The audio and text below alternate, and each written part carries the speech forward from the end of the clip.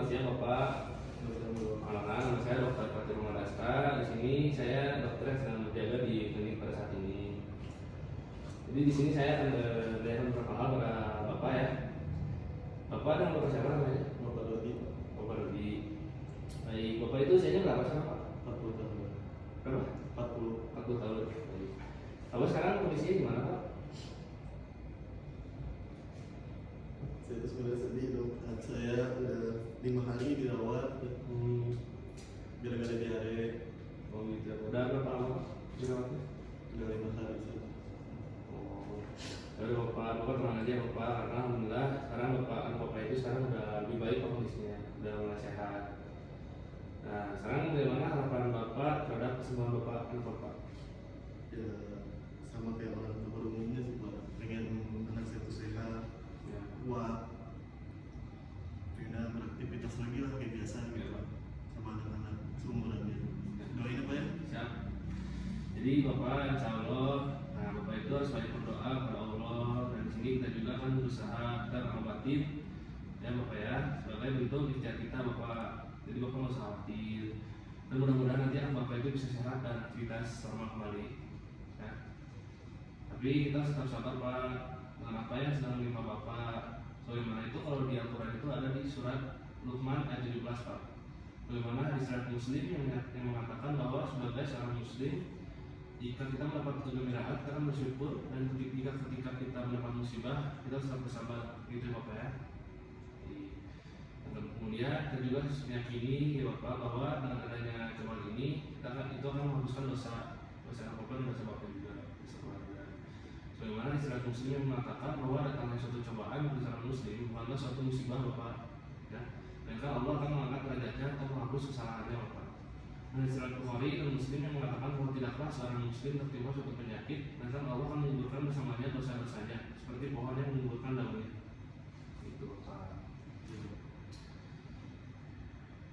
Nah, kemudian dengan sakit ini bisa membawa kita kepada keselamatan dari api neraka Bapak. Ya, bagaimana istilah Muslim mengatakan bahwa janganlah kamu mencaci maki penyakit demam, karena sesungguhnya dengan itu Allah akan menghapus dosa-dosa anak Adam sebagaimana tungku api menyangkut kotoran-kotoran besi Bapak. Oleh karena itu ada justru dengan datangnya sakit ini, kemudian justru dengan datangnya sakit ini sebaiknya menjadikan kita sebagai bahan untuk muhasabah diri Pak, sebagai pengingat bagi kita. Nah, barangkali dengan ini Allah mengingatkan kita atas kelalaian kita Pak. Jadi ya, mungkin ada Bapak ada kelalaian kita sendiri, ini sebagai peringatan saja Bapak. Sebenarnya terhadap surat Al-An'am pada ayat 42 ayat bunyinya, dan sesungguhnya kami telah mengutus para rasul pada umat-umat sebelummu, kemudian kami siksa mereka dan kesengsaraan dan kemelaratan, supaya mereka memohon dengan tunduk pada Allah. Artinya supaya mereka mau tunduk pada Allah dan hanya mencintai Allah bukan selainnya. Dan Imam Qatadah rahimahullah mengatakan, sebagai hukuman bagimu wahai anak Adam, disebabkan oleh dosamu. Dan bahkan sebenarnya dalam penyakit yang menimpa kita itu terdapat banyak hikmah di balik semua ini ya Bapak ya. Sebagaimana Rasulullah SAW bersabda, sesungguhnya Allah Ta'ala jika mencintai suatu kaum maka dia akan memberi mereka cobaan. Dan ada juga nasihat dari Qayyim rahimahullah yang menyatakan bahwa andai kita bisa menggali hikmah Allah terkandung dalam ciptaan dan urusannya, maka tidak kurang dari ribuan hikmah, namun akal kita sangatlah terbatas dan semua ilmu akan sia-sia jika dibandingkan dengan ilmu Allah. Sebagaimana sinar lampu yang sia-sia bersinar di bawah sinar matahari. Maka dari itu kita harus ikhlas ya Bapak ya, dalam menghadapi suatu cobaan atau ujian penyakit dan menjalani pengobatannya. Bagaimana dalam surat Asy-Syar ayat 8 yang berbunyi, dan hanya kepada Tuhanmu lah engkau berharap. Lalu Pak, kita juga senantiasa tetap bersyukur dan pada siapapun Bapak, apapun yang menimpa kita tetap harus bersyukur Pak. Nah, kemudian kita di sini sebagai dokter juga kita kan berusaha sebaik-baiknya semaksimal mungkin untuk membangun kesembuhan anak Bapak ini. Sebagai bentuk ikhtiar kami Bapak ya, harus Bapak ingat kembali bahwa hanya Allah yang menyembuhkan segala penyakit ya Bapak ya. Sebagaimana pada surat Asy-Syu'ara ayat 80 yang berbunyi, dan apabila aku sakit, dialah yang menyembuhkan aku. Jadi dari saya tidak lupa juga Bapak untuk senantiasa berzikir, istighfar dan ta'awud atau beribadah kepada Allah. Terus meletakkan tangannya pada bagian yang sakit, kemudian mengucapkan bismillah sebanyak 3 kali dan doa auzubillahi wa qudratihi min syarri ma ajidu wa hajiru dibaca 7 kali.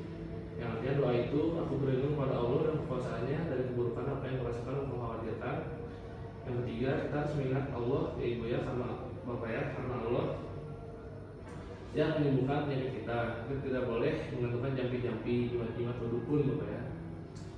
Kemudian dalam datangnya penyakit ini justru menjadikan kita untuk ladang introspeksi diri bapak, muhasabah dan memohon ampun kepada Allah secara sungguh-sungguh dan senantiasa memperbanyak amalan soleh. Mari kita tetap bersujud kepada Allah. Mari kita mendoakan orang yang sakit dengan kesembuhan dan kesehatan. Hal juga ada pada hadis riwayat Al-Bukhari nomor 5656. Bila beliau menemui orang yang sakit, beliau berkata, la ba'ah taharun, insyaallah. Tidak mengapa, semoga sakitmu ini membuat dosamu bersih, insyaallah. Artinya bapak. Jadi bapak hanya perlu sabar, karena sakit itu bisa menghapus dosa bapak. Kemudian sakit itu bisa menyelamatkan keluarga dan bapak juga dari api neraka. Dan ini juga sakit itu merupakan suatu pengingat akan kelalaian bapak. Dan sakit ini memiliki banyak hikmah juga bapak di baliknya. Dan bapak itu perlu ikhlas juga. Dan bapak yang paling penting itu tetap bersyukur pak dalam kondisi apapun. Kalau sedang bapak sakit atau bapak sedang sehat, bapak tetap bersyukur. Dan di sini insya Allah dokter itu hanya berikhtiar yang terbaik untuk bapak dan anak bapak. Semoga anak bapak dan bapak diberi kesehatan kedepannya dan semakin baik lagi bapak. Terima kasih bapak. Terima kasih dok.